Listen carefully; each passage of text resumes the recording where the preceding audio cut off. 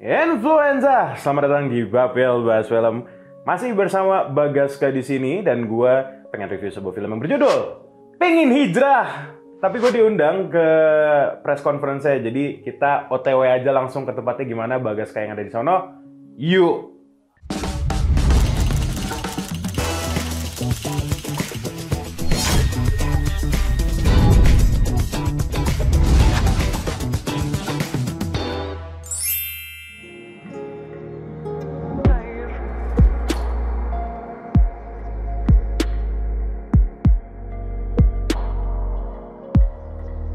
Influenza, sampailah kita di Plaza Indonesia untuk mengunjungi press conference untuk film Pengen Hijrah.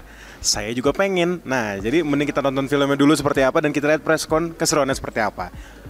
Let's go. Ya alhamdulillah, proses readingnya berjalan sangat menyenangkan. Intinya ketika kita menemukan saya bersyukur sekali ya bisa bekerja sama dengan cast-cast yang sangat luar biasa yang pada akhirnya sebenarnya pada prinsipnya bahwa semua yang terlibat dalam proses pembuatan film ini semua merasa mencintai karya ini, mencintai proyek ini, memiliki semangat yang sama, memiliki visi yang sama, sehingga apa yang kita kerjakan bersama berjalan dengan lancar dan dikerjakan sepenuh hati, dan mudah-mudahan hasilnya bisa sampai ke hati-hati penonton seluruh Indonesia. Aku juga happy banget maininnya, aku juga benar-benar nikmatin banget. Sekaligus kita jalan-jalan ke Uzbek. Terus kita jalan-jalan ke Belitung sama Bogor, jadi happy banget sih ngejalanin syuting ini. Terus respon semua teman-teman yang udah nonton biasanya gemes-gemes gimana gitu. Alina ini kan karakternya anak muda, terus main sosmed, terus dia selebgram yang hidupnya tuh struggle dan selalu berjuang sendiri gitu untuk hidup. Sebenarnya mungkin banyak yang relate juga karena ya banyaknya seperti itu. Dan biasanya kan di sosmed itu kita selalu dituntut untuk menjadi sempurna gitu. Aku juga ngerasa ini beban yang berat karena kalau aku mainin Omar nggak bener, ini bisa jadi konyol sih kan. Dengan logatnya dia ketika ngomong bahasa Indonesia tuh agak-agak sulit gitu. Dengan bahasa Uzbekistannya, apalagi dengan karakternya yang menurut aku dia punya warna sendiri lagi gitu. Tapi memang tujuan kita membuat karakter Omar itu adalah memang ya semoga dia bisa menjadi karakter yang bisa menginspirasi banyak orang. Tetapi tidak boleh menghilangkan sisi-sisi manusianya, sisi-sisi humanisnya. Jadi malah jujur waktu aku baca full skenario, aku kira Omar nih jangan-jangan dia malaikat yang nyamar jadi manusia ya. Karena keren banget gitu. Karena keren banget gitu. Cuman setelah aku pikir-pikir lagi dan setelah diskusi bareng Mas Justice, produser dan acting coach kita, ini kayaknya Omar nggak bisa nih kalau dibuat sekeren ini. Kayaknya harus ada bikin greget-gregetnya dulu gitu. Nah, makanya ketika nanti teman-teman nonton itu ada sisi-sisi dia yang bikin dia tuh kayak ini sebenarnya gimana sih nih gitu. Ada abu-abunya, ada bikin penasarannya. Kan memang kita manusia itu pasti punya kekurangan dan punya kelemahan juga gitu. Jadi ya balik lagi ingin membuat karakter Omar ini se-real mungkin. Kita banyak tuh berdiskusi waktu lagi reading, apalagi pas big reading bersama-sama. Ada beberapa scene yang menurut aku kok kayaknya Omar terlalu jauh deh memaksanya. Dan aku bersyukur banget di situ Pak Jasis juga mendengarkan aku. Dan ada ya beberapa momen di take out ya agar karakter Omar tuh juga bisa dibilang manusiawi lah. Karakter Joe. Sorry, maaf Omar. Maaf. Assalamualaikum. Alhamdulillah di film ini aku banyak banget belajar hal baru. Salah satunya ngisi soundtrack. Alhamdulillah dapat 2 lagu di sini. Karena lagu pertama itu sebenarnya Arah Bersamamu. Lagunya sudah rilis dari 2 tahun sebelum film ini ditayangkan gitu. Dan ternyata setelah aku baca skripnya, terus pas kemarin aku ikut nonton bareng sama Andy sama yang lain, ternyata scene-nya sama lagunya itu cocok banget, match banget. Was impressed, sangat-sangat terbawa ya, sorry saya vocabulary saya sama seperti Omar, bahasa Uzbeknya, bahasa Indonesia sama levelnya. Jadi agak susah, sorry. Jadi setelah Pak Budi ceritakan story-nya, script-nya, saya ajukan beberapa aktor amateur dan profesional. Dan alhamdulillah Pak Budi, Pak Justice pilih yang profesional, yang termasuk terutama Ibu Adola di sana Pak ya, sebagai aktris teater dan sinema. Biarkan silakan. Çünkü şunaqayam afsuslandim, Dohalisa endi o'rganaman. Alhamdulillah saya sudah diundang ke acara ini yang hari ini. Tapi yang saya sesali ya, saya belum belajar bahasa Indonesia ya karena It's okay. karena suasananya saya belum bisa merasa dengan sepenuhnya. Hijrah menurut aku sebenarnya kata-katanya itu agak lebih ke mungkin agamais gitu ya, terlalu religius. Padahal sebenarnya hijrah sendiri itu adalah pasti orang berpikir ingin meninggalkan yang lama, mau continue life-nya lebih baik lagi. Padahal sebenarnya itu adalah proses yang mungkin masih sama kita pribadi yang lalu, tapi proses yang memang menuju yang lebih baik lagi gitu. Membuka opportunity baru juga itu termasuk hijrah, membuka lembaran baru termasuk hijrah dengan melakukan proses-proses yang memang indah juga di dalamnya gitu. Kurang lebih seperti itu untuk press conference dari film Pengen Hijrah. Nah, seperti biasa gue akan mengulik filmnya seperti apa dari POV seorang Bagaskha di Bapil. Jadi langsung saja kita kembalikan ke studio.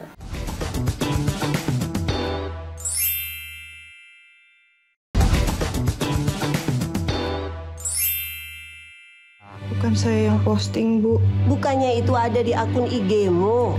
Kenapa sih, Lin? Gara-gara kamu beasiswa aku dicabut. Aku ikut kesini karena kamu bilang aku bisa dapat ilmu agama. Tapi kamu lihat sendiri kan? Aku tuh cuma pengen kamu lebih baik lagi. Aku pengen aku selamat dunia akhirat. Kita tetap bisa lanjutkan kerjasama. Aku ada undangan ke Uzbekistan. Kau bisa ya gantiin aku ke Uzbekistan? Kau membuatku. Selamat datang di Uzbekistan. Permainan apa ini, Omar? Tolong jangan coba-coba untuk permainkan aku ya.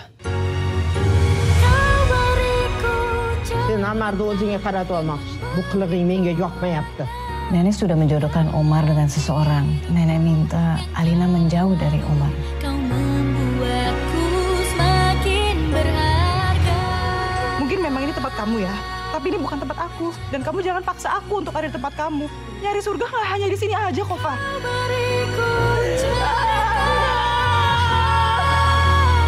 Aku hanya berharap kamu mau mempertimbangkan perasaanku.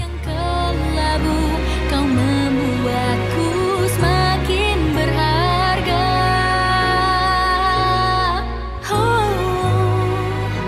Semakin berharga. Bukan itu hijrah yang aku mau. Alina, seorang mahasiswi yang hidupnya berubah drastis setelah satu postingan di media sosial yang membuat dia dicap buruk oleh lingkungan kampusnya.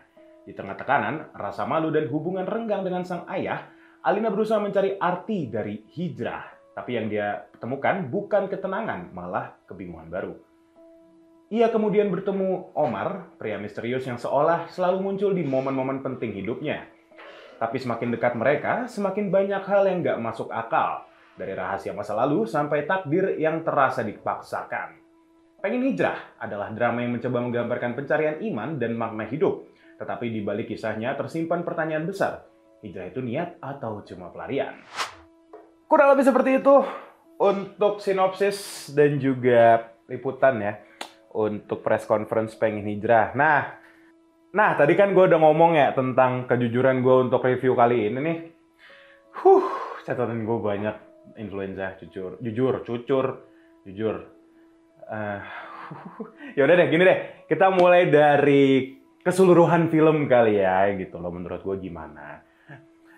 Ini basically film drama gitu tentang drama romance komedi loh yang gue kaget ya karena sang saudara ya yaitu Bang Justice Arimba memilih judul yang cukup dalam loh.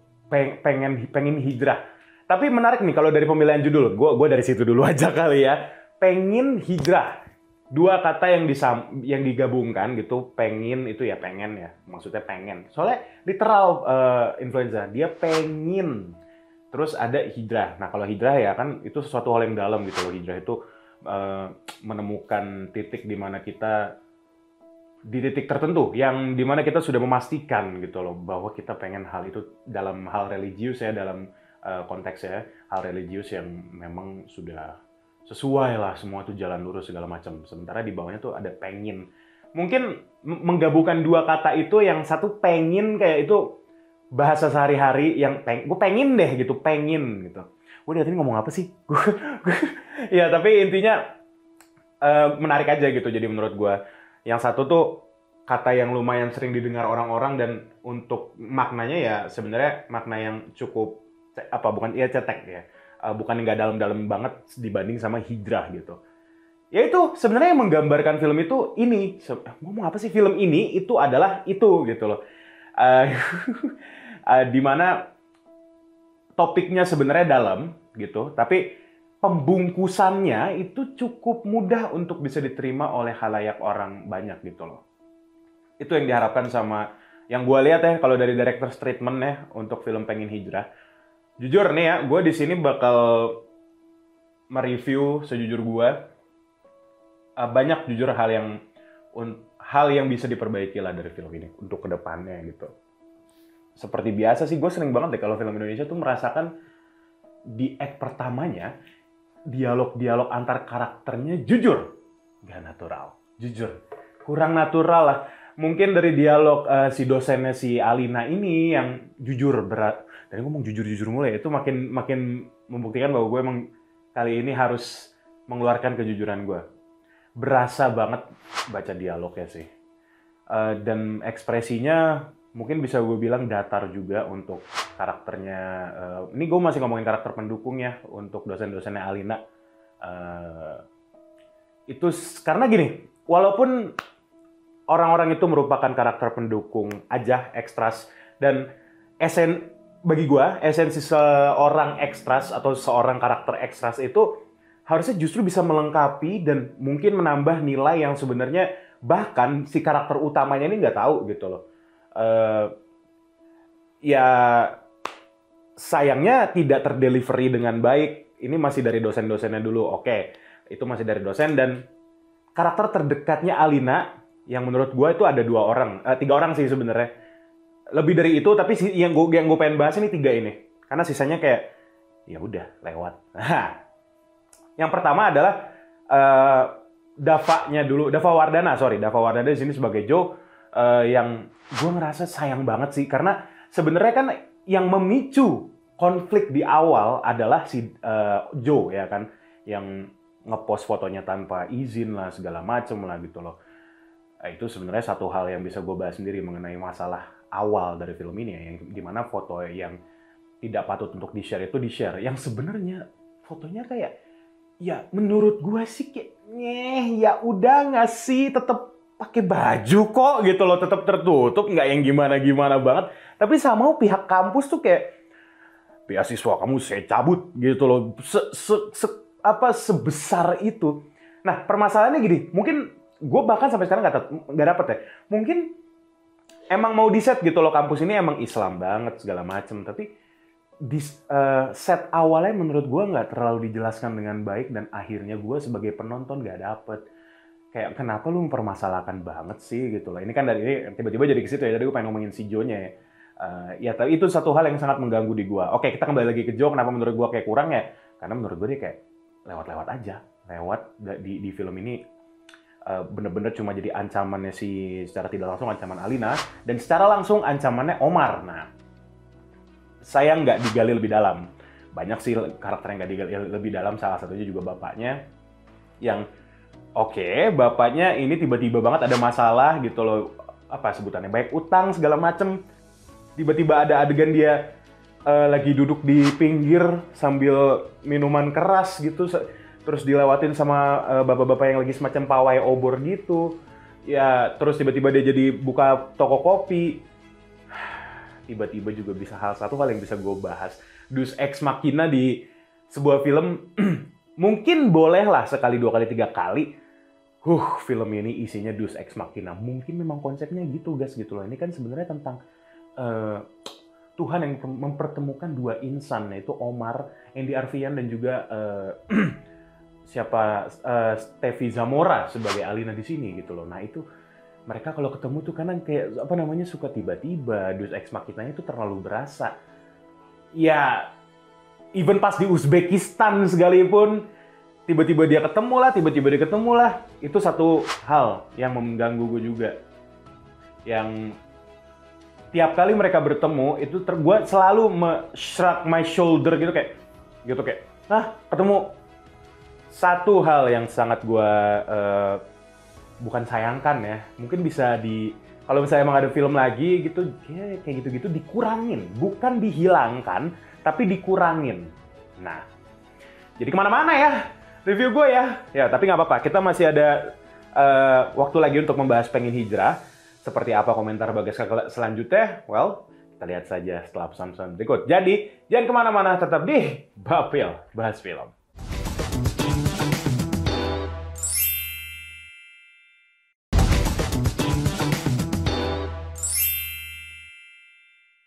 Influenza masih di Pengen Hijrah. Nah, kita langsung aja, jujur catatan gue kebanyakan.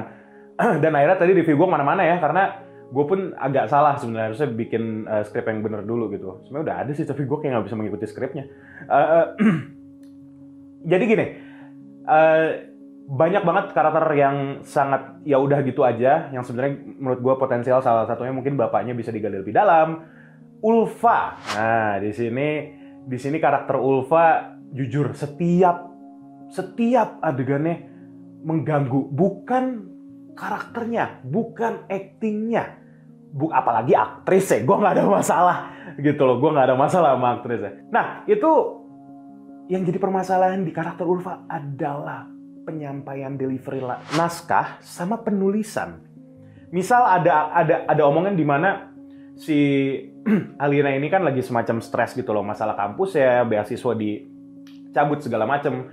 Kalau aku nggak salah kayak begitu ya, dialognya kayak gini. Ya udah, si Ulfa setelah si Alina cerita begitu, Ulfa ngomong gini, ya udah kamu kan ngomong gini lah, semacam banyak duit gitu, aman aja. Sementara itu di scene sebelumnya, Ulfa udah ngeliat pakai mata kepala sendiri tentang rentenir. Rentenirnya by the way kakak bos Bang Godfred ya, beliau. Terus jadi kayak nggak konsisten gitu loh. Ini script continuity-nya mana gitu loh, karakter continuity-nya mana? Lu udah ngelihat adegan itu dengan mata kepala lu sendiri, dan lu masih bisa yakin kalau si Alina ini punya pundi-pundi yang lebih dari itu. Kok mengganggu alur development karakter? Itu yang menurut gua sangat sayang, nggak dikonsistenin gitu loh. Nah, selain itu juga teknis, gue sempat ada mendengar beberapa ADR. Gue ngerasanya itu ADR sih. Karena adegannya adalah semacam kayak chase antara rentenir sama si Omar bareng si Alinanya ini gitu. Gue ngerasa ADR masih terlalu berasa, masih belum, dikit lagi bisa dihalusin lagi tuh untuk editing di ADR-nya. Selain itu juga, masalah yang ada dalam film ini terlalu banyak. Pertama, masalah Ulfa yang ternyata dia punya penyakit kanker stadium berapa gitu, yang somehow dokternya harus banget ya Bang Doni Alamsyah gitu loh sebagai dokter Herman di sini. Tiba-tiba banget dia cameo, udah setelah sini tuh dia hilang setelah sini rumah sakit. Itu kan sebenarnya bisa didalemin lagi ya kan. Terus selain itu juga masalah yang ada di kampus nih, si Alina pas udah ketemu Omar segala macem, itu kayak lupa. Padahal ya oke lah kalau misalnya memang tadi gue bilang build up masalah yang di kampus tentang foto dan segala macam itu kurang didalemin lagi. Kalaupun misalnya emang kurang didalemin, ya udah lu bisa didalemin ke depan filmnya gitu loh tentang masalah segala macam.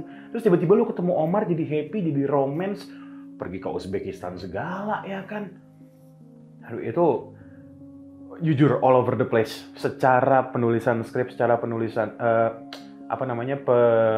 pengurutan masalah yang ada di film ini terlalu banyak. Jadi gua sebagai penonton nih gitu loh, kayak yang mana dulu nih masalahnya yang diselesain, oh ada masalah baru, tapi bentar, bukannya tadi ada masalah ya yang besar banget buat karakter utamanya gitu. Sayang gitu loh. Lagi-lagi sih karakternya sebenarnya ya lumayan banyak sih, memang banyak ya. Itulah penyakit film Indonesia yang udah sering gue bahas bareng saya juga di Bapil-Bapil dulu, bahwa terlalu banyak karakter, terlalu banyak masalah itu bukan berarti film lu jadi enak untuk ditonton gitu. Ya, Oh my god, baik banget lagi kritikan dari gua ya. Ini buat filmmaker, buat aktor, buat aktris. Aku nggak nyerang secara personal, aku lebih ke pendapatku mengenai karya yang udah dibikin gitu loh. Ya, itu kayaknya yang jelek-jeleknya di sekitar situ aja sih. Yang bagusnya apa, guys? Oh sorry, tadi yang jelek kurang satu. Penulisan karakter Andy Arfian di sini sebagai seorang Omar. Lu bayangin ya, Omarnya di sini gak good looking dengan penulisan seperti itu. Nah, itulah sebutan double standard di masyarakat luas ya. Itu yang gue rasain sih. Penulisan, kalau penyampaian oke lah. Di sini Bang Andy Arfian memainkan karakter Omar dengan baik, cuma memang penulisannya creepy. Gue ngerasanya sih dialog-dialog Omar yang ada di sini, kalau misalnya bukan disampaikan oleh Omar, misal siapa, gue nggak berani nyebut nama, ntar gue difitnah, siapa gitu yang tidak terasa buat lu. Ya misalnya gue menyampaikan kalimat Omar gitu ke cewek cantik layaknya Alina. Yang ada Alina apa? Lapor polisi bro, gitu ya. Gue ngerasa sih gitu ya. Oh oke lah, itu yang menurut gue kurang dari film ini. Mungkin influencer tahu apa yang gue coba untuk sampaikan, tapi ya sebenarnya masih banyak lagi. Nah tapi kalau sisi baiknya adalah dari film ini Steffi Zamora sebagai seorang Alina bisa mengerti perannya gitu loh. Bagaimana dia harus takut, bagaimana dia harus nangis, bagaimana dia harus kayak lucu-lucu gitu bareng si Andy Arfian alias Omar ya kan. Gue di situ menikmati sekali sebenarnya. Selain Steffi Zamora yang cantik gitu kan, tapi maksud gue visualnya gitu loh, sangat tertolong oleh visual Kak Steffi Zamora di sini, jujur. Selain itu juga Bang Andy Arfian di sini sebagai Omar juga, lagi-lagi sih dua karakter ini untungnya buat gue, mereka paham karakternya seperti apa dan bisa mendeliver itu dengan baik. Di luar memang beberapa penulisan dialognya yang kurang bisa diterima gua sih, karena sebenarnya kalau udah penulisan dialog kan jatuhnya udah berhubungan dengan storyline ya. Kalau misalnya emang dari storyline-nya udah kayak terlalu all over the place, nah gua nggak bilang jelek loh ya, terlalu all over the place, terlalu banyak masalah, terlalu banyak karakter, terlalu banyak apalagi ya itu storyline juga pasti ngaruh ya kan. Di sini Bang Andy Arfian yang the so-called green flag man gitu, the new green flag boy, ya gua rasa mengerti gitu loh dengan karakter Omar seperti apa. Even pas gua nonton press con-nya pun dia bilang nih salah satu yang sangat menantang gitu loh, karena kalau misalnya dia tidak menyampaikan delivery line si Omar dengan benar, gua lupa dia ngomongnya apa. Pokoknya yang tadi tuh, yang harusnya tadi gua masukin di press con sih ya. Kalau misalnya tidak menyampaikan dengan benar, dia bisa salah lah intinya gitu, bisa salah arahnya. Mungkin tadi yang gue bilang gitu loh tentang kalau misalnya itu disampaikan sama gue misalnya gitu loh, bisa jadi si cewek ini kan kabur atau ya lapor polisi kayak apaan sih lo gitu loh. Minimal kayak gitulah gitu loh. Lu bayangin lo dari kampus tiba-tiba lu ngegodain cewek cantik kampusnya gitu yang lagi viral di saat itu juga. Yang ada sih ngeri ya. Paling itu sih yang bisa gue sampaikan untuk film Pengen Hijrah. Gue ngerasa coba deh kalian bukan masuk membanding-bandingan sih, tapi kebetulan setelah gue nonton filmnya, gue ketemu sama salah satu kerabat temen gue juga media, dan dia satu opini sama gue bahwa film ini nggak secara storyline, apalagi karakter, apalagi adegan, topik tema pun juga berbeda. Cuma kita merasa bahwa energi film ini tuh sebenarnya mirip sama Nadia Arinas Pantaskah Aku Berhijab, yang dimana Pantaskah Aku Berhijab gue masih lah, pasti ada flaws, pasti ada kesalahan, tapi secara storyline gue masih bisa menerima somehow gitu. Gue suka sama film itu, Pantaskah Aku Berhijab. Paling itu untuk Pengen Hijrah dari gue. Terima kasih teman influencer sudah nonton Bapil sampai detik ini. Menurut kalian gimana? Kalau mau pukulin gue silakan. Nah, terima kasih sudah nonton Bapil sampai detik ini. Kita ketemu lagi di Bapil bahas film selanjutnya. Dadah.